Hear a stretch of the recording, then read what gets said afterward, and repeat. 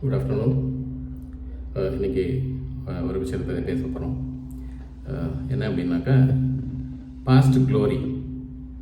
நம்ம பழைய காலத்தில் நம்மளோட ரீசன்ட் பாஸ்ட்டில் we could have achieved many things. நல்ல சிறப்பாக செயல்பட்டிருப்போம். வேலையாக இருக்கட்டும், உறவுமுறைகளாக இருக்கட்டும், பொசிஷன், நம்மளோட சொசைட்டியில் நம்ம பொசிஷனாக இருக்கட்டும், இந்த மாதிரிலாம் ரொம்ப நல்லா பண்ணியிருப்போம். That is called past glory. நிறைய பேருக்கு அந்த வாய்ப்பு கிடைக்கும்னு சொல்ல முடியாது. கேரியர் ஸ்டார்ட் பண்ண நேரத்தில் ரொம்ப சிறப்பாக செயல் பண்ண முடியும்னு சொல்ல முடியாது. கிடைச்சாங்க, நல்லா பயன்படுத்திக்கிட்டு அவங்க நல்ல மேலே வராங்க. ஒரு ரெஸ்பெக்ட் கிடைக்கும். வேலை பார்க்குற இடத்துலையும் சரி, சொசைட்டிலையும் சரி, ஒரு கௌரவம், அந்தஸ்து இதெல்லாம் கிடச்சிருக்கும். ஒரு ஸ்டேஜில் அந்த மாதிரியான பொசிஷனை விட்டுட்டு நம்ம சேஞ்ச் பண்ண வேண்டிய கட்டாயத்துக்கு தள்ளப்படுவோம்.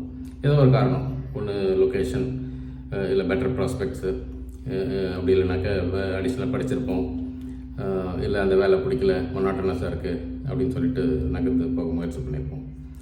ஸோ பாஸ்ட் க்ளோரி கிடைச்சவங்களுக்கு வந்து lucky, they have to relish really for long time. பழசை நினச்சி சந்தோஷப்படுறது தப்பு கிடையாது.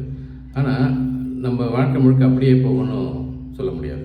ஏற்ற இறக்கங்கள் இருக்கிறது தான் வாழ்க்கை. அப்போது நம்ம என்ன பண்ணணும்னா, we have to reset our position, reset our goals. From where to where we came, that was the history.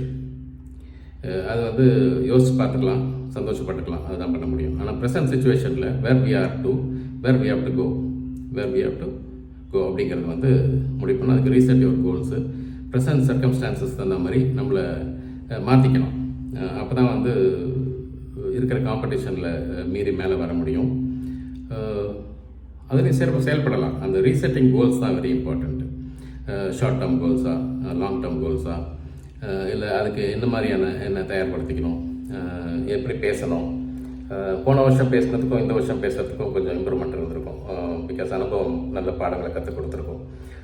நம்ம எப்படி மக்கள்கிட்ட பேசணும். ஹியூமன் ரிலேஷன்ஸ் வெரி இம்பார்ட்டன்ட் லைஃப்பில். நிறைய பிஸ்னஸ் பீப்புள் பார்த்தீங்கன்னா they are successful because of their contacts. அது வந்து அவங்க குட் ரிலேஷன்ஷிப் மெயின்டைன் பண்ணால் தான் அந்த மாதிரி சக்ஸஸ் வந்து அவங்களால பார்க்க முடியும்.